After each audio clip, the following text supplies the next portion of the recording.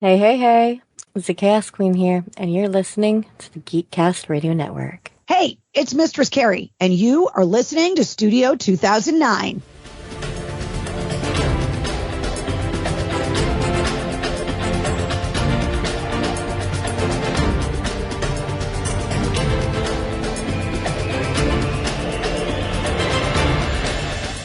All right, ready?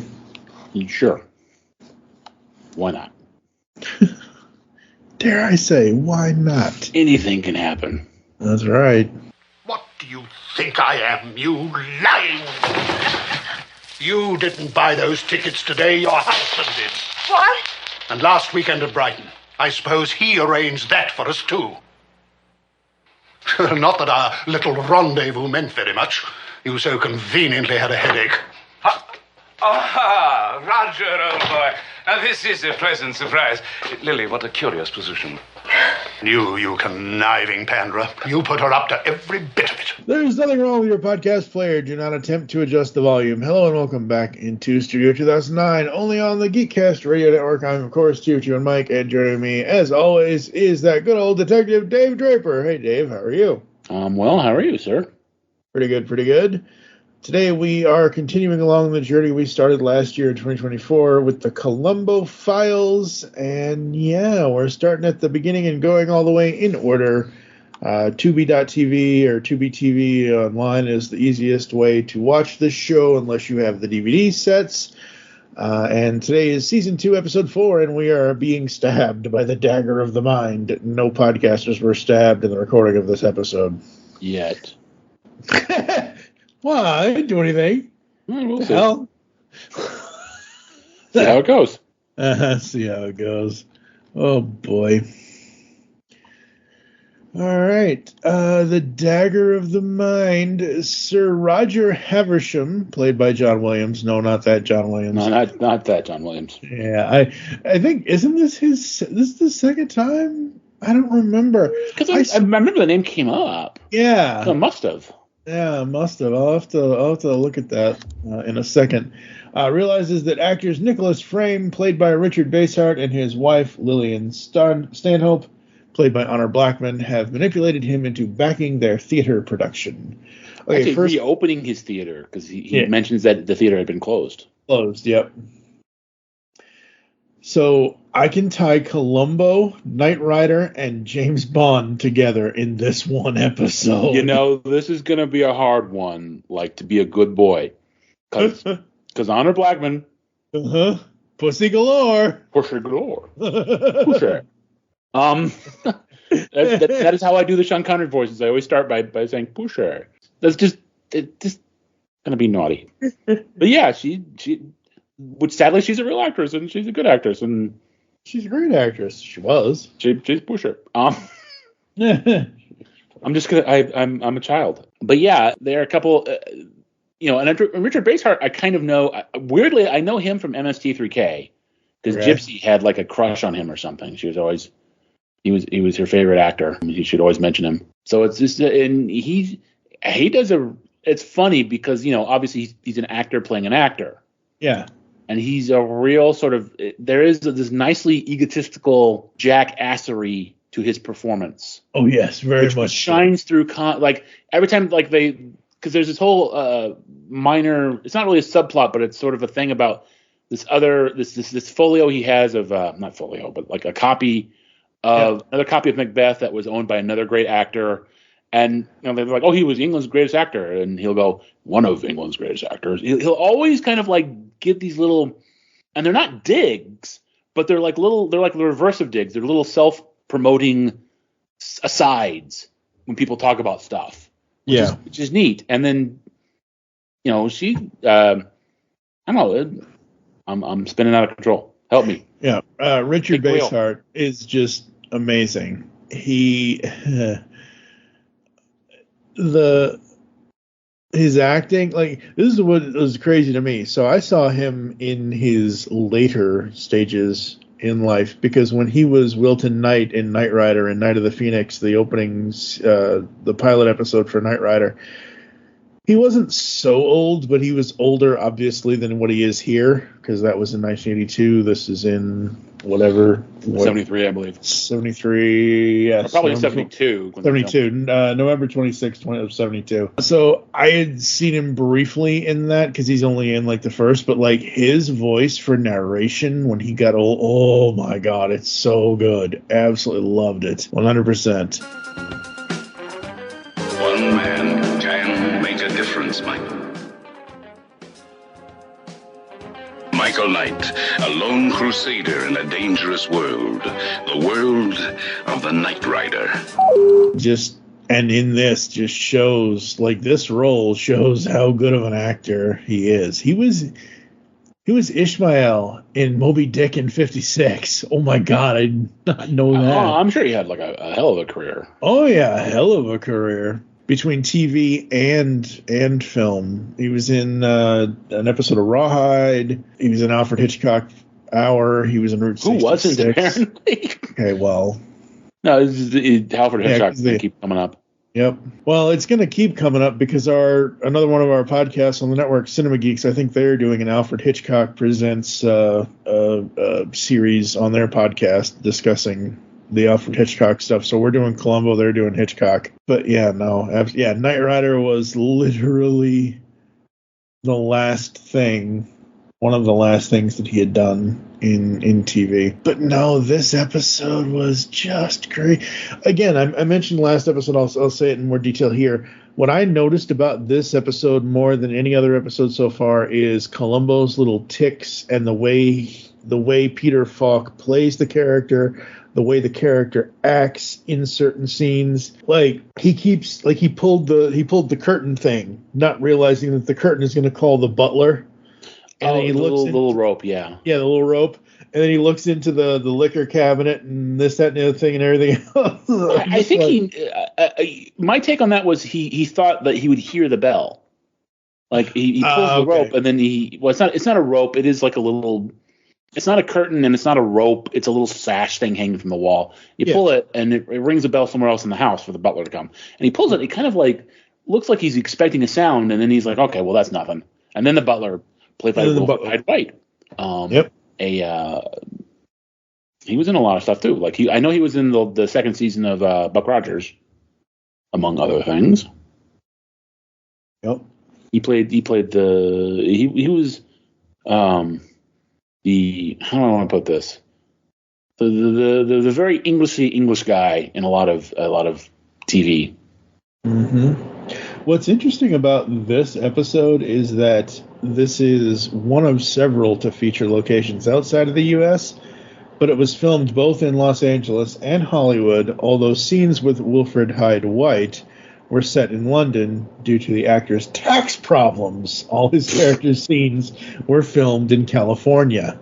Really? Yeah. No, because there's like a lot of there are shots of Columbo running around Buckingham Palace and the streets of I wasn't surprised that they split the filming, but like I'm surprised that most of it was filmed in California. Well, no, I really thought. Wilfred Hyde White's scenes. No, I get that, but like what I'm saying is I'm surprised. His scenes were filmed in California. His scene due to his tax problems, all his characters' scenes were filmed in California. So the rest of it makes more sense. Because they give a thanks to the people of London in the credits or something. They give a thanks to England or London. Yep. Yeah, absolutely. And this one is just it's peak Columbo. It's peak Columbo. In fact, it's almost a little more Columbo than like because I mentioned in the last episode that like the question of whether Columbo was sort of doing it as an act.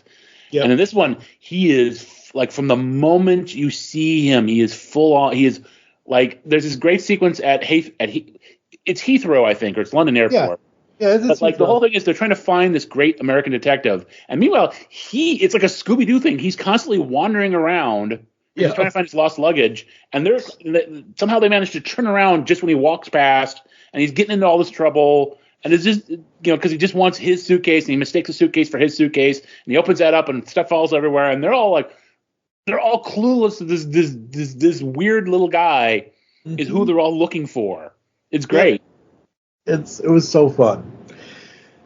Yeah, it's definitely peak Columbo, and that's why I took so many screenshots of Peter Falk as the character, of catching various like looks of his, because it literally is the dog's not there, the car isn't there, No. but as far as seeing, I was going to mention his mannerisms, his behavior. Yeah, the way, yeah, exactly. And the other thing I noticed more than any other, normally I don't notice the stuff, but I mean, it is what it is. Obviously, for most people that should know, the rule in most police stations for homicide detectives, you will wear a suit and tie. That's the quote unquote uniform for a homicide detective. Well, he has a jacket and he has a tie. I'm not complaining. I'm saying that to give people listening a pretense for it. My point is, though, up until this episode, I never really looked at the rest of his outfit. It's the coat and it's the shoes. Yeah. That's all we ever really kind of like. Okay. Yeah. Okay. I have in the past noticed, what he has, like his suit has this weird faded quality to it. Mm-hmm. He has like a yellow I think it's supposed to be a yellow shirt. Yeah. I've noticed. Well, there's an episode, I don't know if you've gotten there, where he actually is forced to get it. He gets a new coat.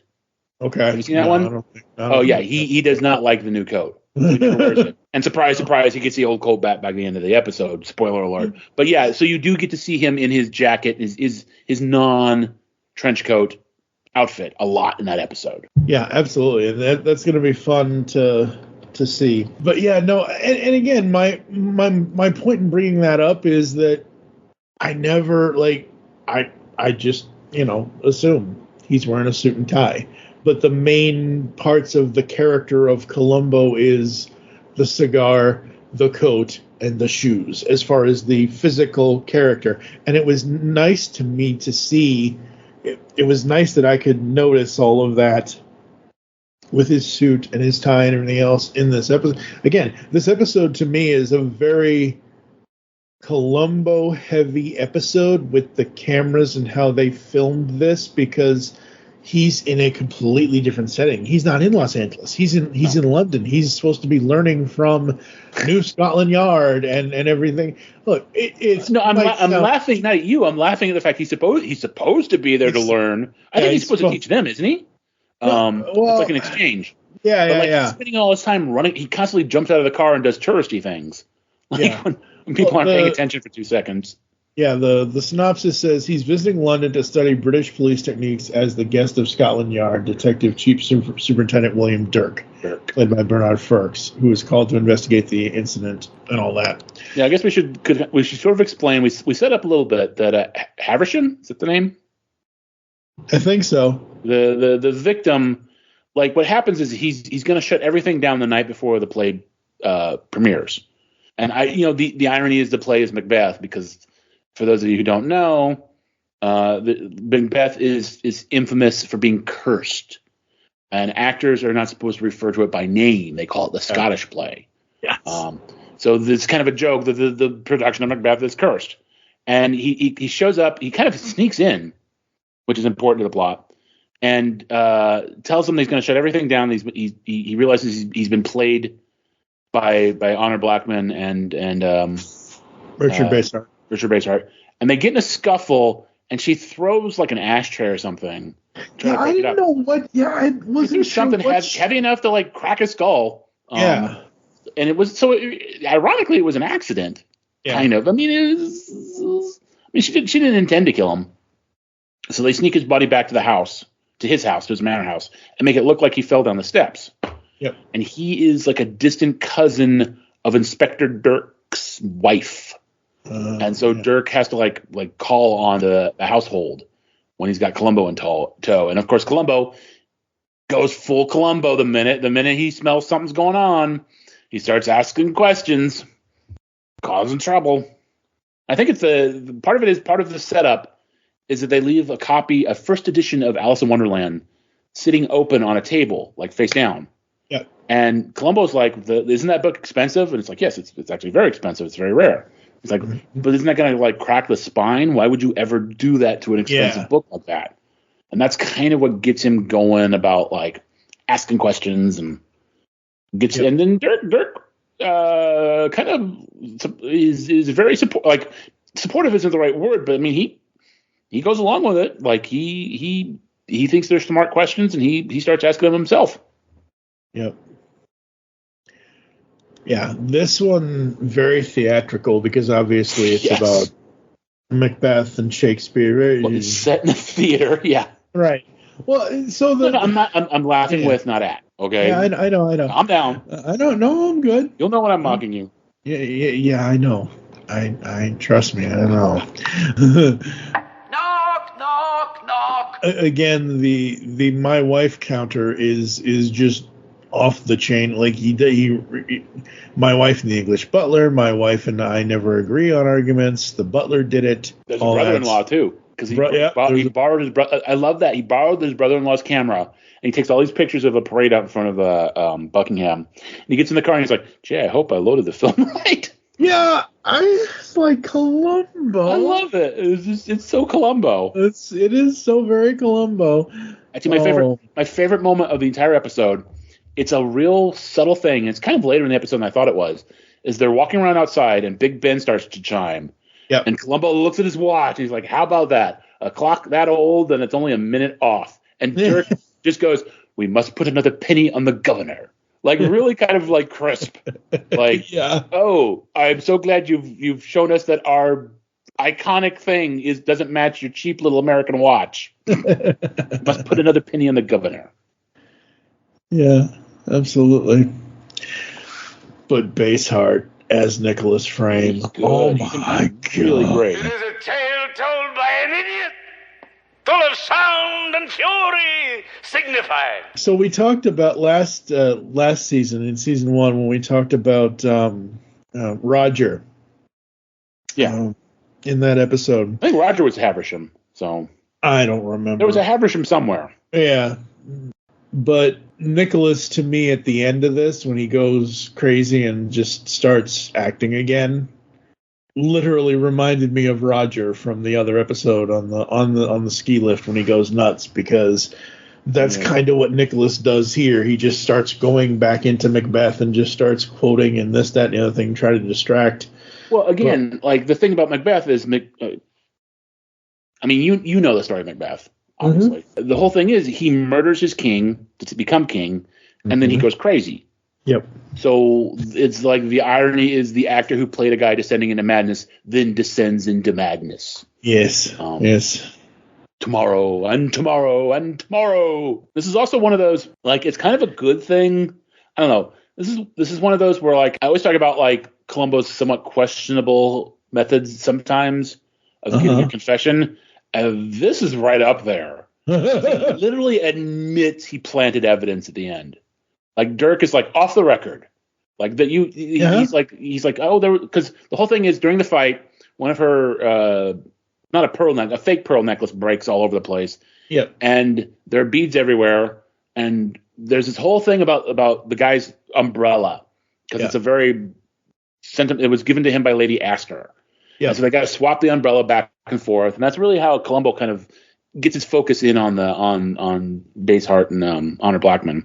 Yeah. But like at the end at the London Wax Museum, and I need to look that up because I mean I've always heard it was just Toussaint's Wax Museum, so I don't know if they went generic or if they just changed the name at some point. But anyway, there's an exhibit of them and the victim, and he's got his umbrella. And so Columbo's talking about how there are all these little beads everywhere. One of them might have gotten into the umbrella. Mm-hmm. And they open up the umbrella, and there's a bead, and they're all like, "No, he put it there." And the guy who runs the museum's like, "No one touched that umbrella but me. I'll testify to that." Yeah. And at the very end, he admits that he like had learned as a little kid to get the attention of a girl he likes to like flick things when nobody's looking. That's he right. It right into like a little cup, and it's like, dude, you planted that evidence. Like in America, we got like constitution and laws and rules and stuff. Yeah. We live in a godless monarchy. We're gonna ignore the godless monarchy, all right, but come on, it's one of the only countries we're allowed to hate anymore. Robble. Oh boy. That in Canada. We need walls on all sides, folks. We do. No, we don't. You're joking, but no, we do. No, we don't. We need walls between the states. Oh, we need Lord. walls within walls. We need walls to protect us from the walls. The United States, folks, it's just one giant Russian nesting doll. Yes. It's a giant maze. That's right. It's a melting pot. Everybody can be here, and everyone is okay to be here. So, yeah, the planting of the evidence thing, I don't want to believe it, but I guess it did happen. But you are 100.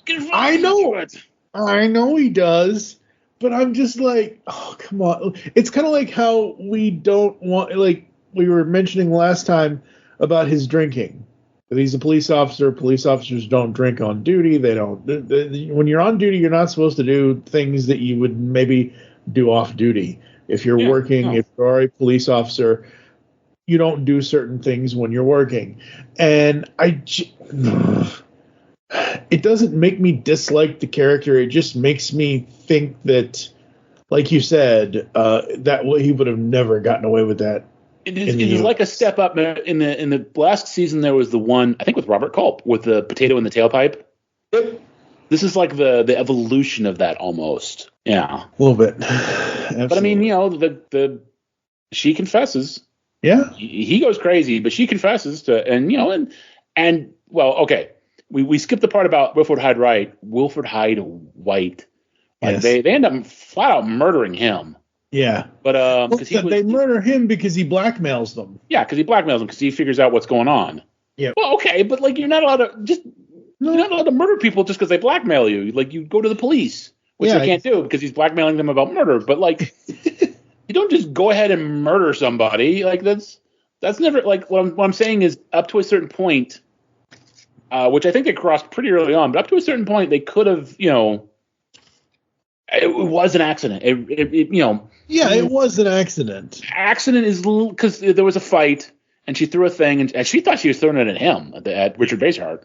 Yeah, and he ducked out of the way. Yeah, so like there was a little sympathy there, but I think their subsequent actions kind of get them dug in deeper and deeper and deeper, up to the point of murdering a guy and framing him for the original death. But what I'm saying is, like, yeah, she does confess to, like, the fact that, it was an accident. Absolutely. I think it was you. No, I absolutely I really dug this one. I think I liked the last episode, and I like this one too, but I like this one more than that one. Oh, yeah. This is definitely one of my favorites. Yeah. But I'm also a big Anglophile, so I love English set things. So, like, I like the little stagehand guy who's at the pub. Yep. And then Columbo tries to approach him, and he's all like, "Don't touch me! I got my shrapnel in my trotters." I can't remember, an Alamine. Yeah. I can't remember the general's name, but a famous English general at Alamine. Yeah, I really, this is probably the most fun episode I've had so far. Yeah, absolutely. And I think almost like, we talked about how there was no dog, there was no car. I mean, there's always going to be a cigar in the coat. Yeah. But like it's almost like freed from everything else. Columbo got to be more Columbo. Like he was kind of like without all the like natural things kind of keeping him almost in check. He just kind of went wild. Yeah, which was fun. Also, like I really noticed this time more so than I ever have, because you kind of notice that Columbo does a Groucho Marx walk. Where he's kind of he does. For you kids today, a Naruto walk. Because he's kind of bent over and he's wild. But there's a scene where you kind of realize there's a shot with him and Richard Basehart where you realize he's a lot taller than you think he is. Yeah. Like if you and even then he was kind of like hunched over a little bit. His neck was kind of stuck at an angle. Yep. But like he's always kind of holding himself much lower and smaller than he really is. Yeah. And I think we've talked about this before. I don't remember off the top of my head, but I think we've talked about this. But Peter was 5 foot something. Well, yeah, I remember there's a line in a later episode where he goes, "I don't even like being this tall." Yeah. Well, in the early 70s, 5 foot something. Yeah. Ain't nothing to sleaze at. Sleaze at? Sleaze? Wow. Me English good speak. English good speak. Oh boy. Anything else with Dagger of the Mind? No, I think this is a really super fun one. Yeah, absolutely. 100%. 0 to 5. What are you going to give it? I'm going to give it a 4.5. I am actually going to give it a 5. I really dug it. I thought it was great. I thought it was super fun. I thought it was interesting. Again, you're kind of going back to the beginnings of Columbo with the acting of the prescription murder. This is not prescription murder. This is not, but like we mentioned in the beginning of the doing this series, the Columbo Files here inside Studio 2009, how it was more of a play. And because this is acting, theater, play things, and it's Shakespeare and all that, just, yeah, absolutely loved it. Peter was 5'6" in life. Yeah, I just looked that up myself. Yes, back in the day, that's not that bad. It's nothing to sneeze at. All right, 4.5 for Dave, 5 for me. We're going to go to a quick podcast ad break. There's some podcast ads and some other stuff. We'll come back to close the show right after this. Gee, I hope I put the film in right. Do you know John Hyatt songs? Maybe you know them from being covered by Roseanne Cash, Three Dog Night, the Neville Brothers, Emmylou Harris, Eric Clapton, B.B. King, Jeff Healey, Bonnie Raitt, or literally hundreds of others. Maybe you have some of his albums on your shelf, or in your cow-horned Cadillac right now. I'm Jesse Jackson. And I'm Sylvan Groff. And we're going to dive in from A to Z. Join us on the Perfectly Good podcast. We're going to discuss all of your favorites and uncover some forgotten gems, from Aces Up Your Sleeve to Zero House. Rate and debate every John Hyatt song on the Perfectly Good podcast. Have a little faith.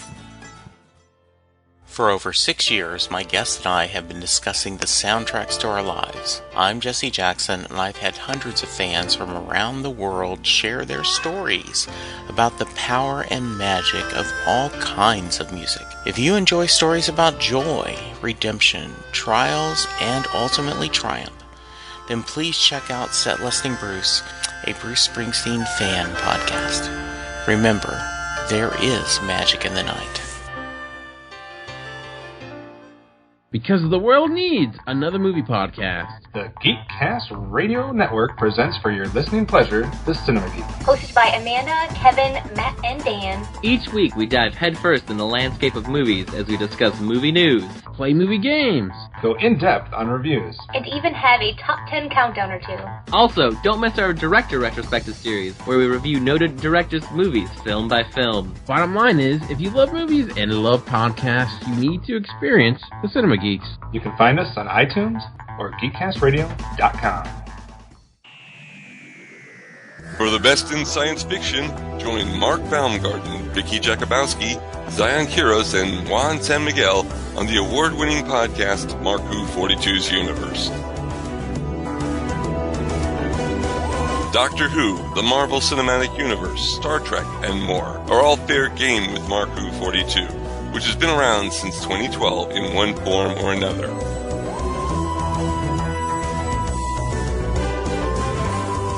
Mark Who 42's Universe is proud to be a part of Geekcast Radio Network, the best place to get your geek on.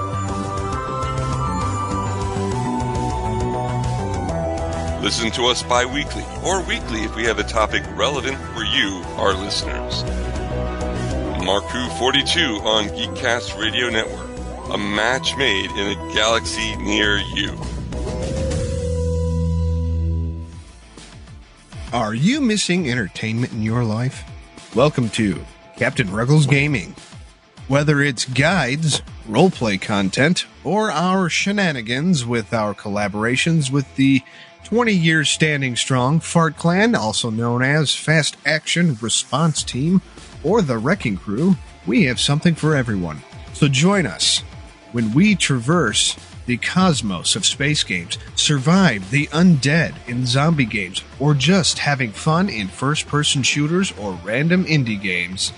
Visit us now at geekcastradio.com and youtube.com/@ Captain Ruggles, or Google search Captain Ruggles Gaming. It's game time, and I'll see you out on the battlefield. Hello, geeks and geekettes! Looking for a podcast that covers a vast array of topics? Then check out Altered Geek Unleashed, where we discuss our thoughts on this week's geeky news, tech, gaming, television shows, movies, cartoons, comics, and more. So, get altered, get geeky with the Altered Geeks. Every Friday on the Geekcast Radio Network. Would have been a time for such a word. Tomorrow, and tomorrow, and tomorrow. It is a meal you shall wish to enjoy tomorrow, and tomorrow, and tomorrow. All right, folks, you're in the 9 days of the Columbo Files, so 9 straight days, Columbo episodes here inside Studio 2009. This is day 4, episode 134 of the podcast. Any final thoughts about the Dagger of the Mind, sir? No, I thought it was a great episode. It's a lot of fun. Richard Basehart was 5'9", so... Very cool, very cool. Absolutely, absolutely. And somewhere in here, folks, whether it's at the end of the podcast or whether you already heard it, I am definitely putting in Knight Rider clips of Richard Basehart because that's just how I roll. So there's that. Thank you for joining us here inside the studio. If you'd like to get in contact with us or leave feedback for the show, there are several ways to do so. Visit the website, geekcastradio.com, where you can listen to and comment on all of our content. You can also check out shop.geekcastradio.com and buy our stuff. Get our merch. We got mugs and t-shirts and mouse pads and gaming pads and all kinds of other stuff. Steve Megatron's been doing an awesome job stocking up the store on various things. You can send email to feedback@geekcastradio.com. You can check us out on any of the podcatching clients you choose to use, such as Apple or Spotify, etc. We're also on YouTube, so we're on the GCRN YouTube channel as well. You can follow us on social media with Twitter at GeekCastRadio for the network, at It's Studio 2009 for the show. I'm at TF2 and Mike. Dave is not on social media. No. Become a fan on Facebook. Go to facebook.com/Geekcast Radio Network and check out Studio 2009 podcast over there as well. Join us next time when Dave and I will be talking about Season 2, Episode 5, Requiem for a Star. Oh, Requiem for a falling star. Yeah. It's a falling star. That's what it is. The one where I think the killer gets away.